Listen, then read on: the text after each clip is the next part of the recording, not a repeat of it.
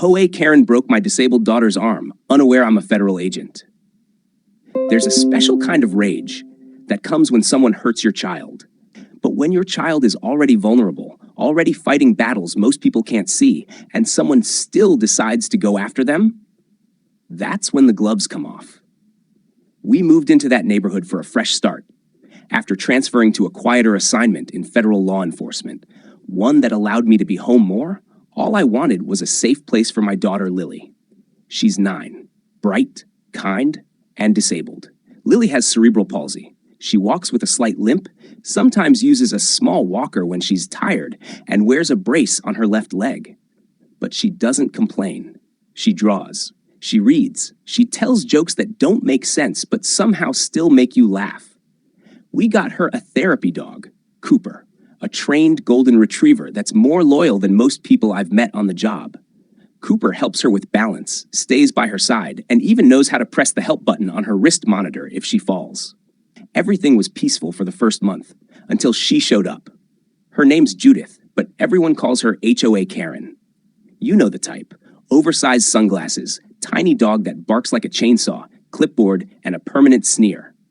She was the self-appointed queen of the cul-de-sac and made sure everyone knew it.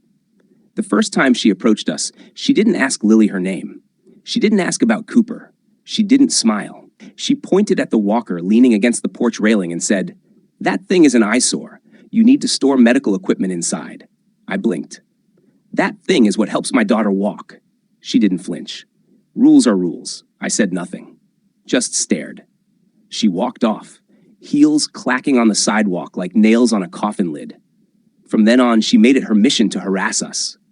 Fines for improper pet containment because Cooper was sitting on the lawn on a leash.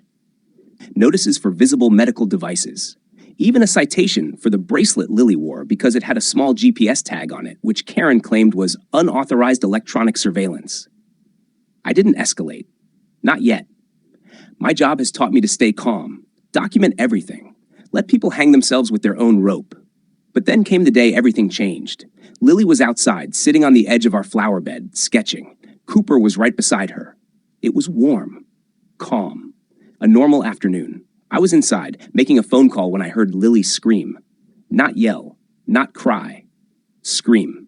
I dropped the phone and bolted outside. And there she was, Lily, on the ground, holding her arm, sobbing in pain. Her sketchbook was torn. Cooper was barking like mad. And Karen? Karen was standing over her, holding the broken remnants of Lily's walker. "She shouldn't have left this garbage out here," Karen yelled. "It's a tripping hazard." I rushed to Lily. Her forearm was swelling fast, twisted wrong. I knew it immediately. It was broken. Karen had tried to yank the walker off the flower bed. Lily instinctively grabbed for it. Karen didn't stop. She pulled so hard she yanked Lily off the ledge and down onto the concrete. I stood up. My hands were shaking. Karen must have thought she could still get away with it. "You people are always trying to play victim," she scoffed. "Maybe if you followed the rules." That's when I took out my badge. Not a neighborhood badge. Not some honorary HOA title. A federal badge. Karen stopped talking mid-sentence. "I'm a federal agent," I said, voice steady, low. "And you just assaulted a disabled child under my protection. You're going to stay right here until the police arrive." She went pale. She tried to step back. Cooper growled, low, protective. Karen froze. Within 5 minutes, 2 local officers I knew personally rolled up. I showed them the footage from our doorbell camera. Every second. From her ripping the walker to Lily hitting the pavement.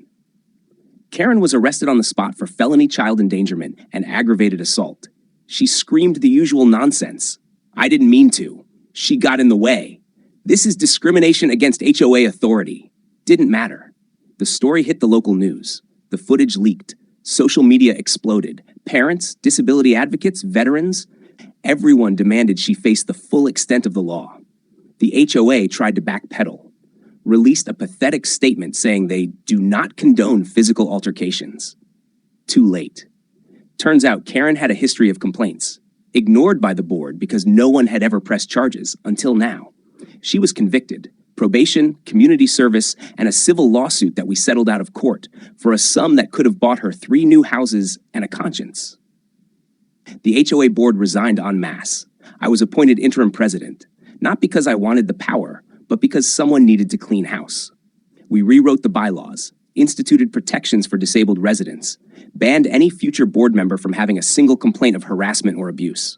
And as for Karen, she moved, quietly. No farewell party, no for sale sign, just a moving truck at 3 a.m. Lily recovered. Her arm healed, though she has a small scar.